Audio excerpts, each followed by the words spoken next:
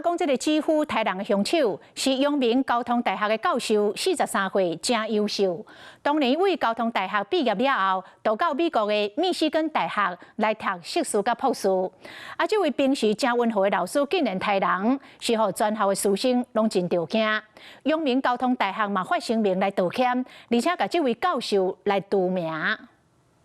甲親友食飯翕相，我目鏡看起來斯文甲老實，伊就是失控太死袂使林教授。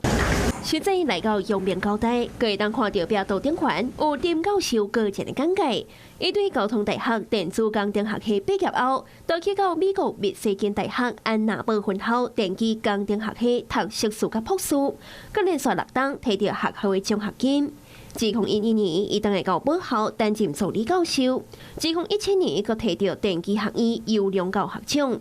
如今傳出伊殺死人，也讓老師甲學生啊攏真着驚。看我老師說他人平常不錯，原本想要找他來當苦委，也不知道為什麼他會變這樣。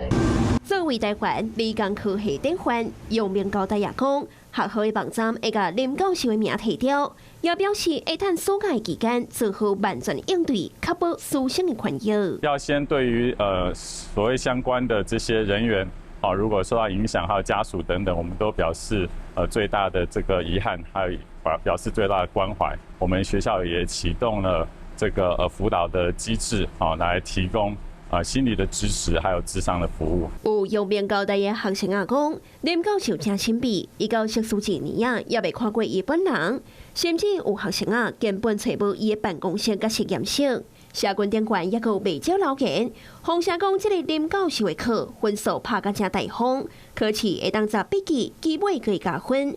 誰也想袂到，平常時溫和的老師竟然會犯殺人案。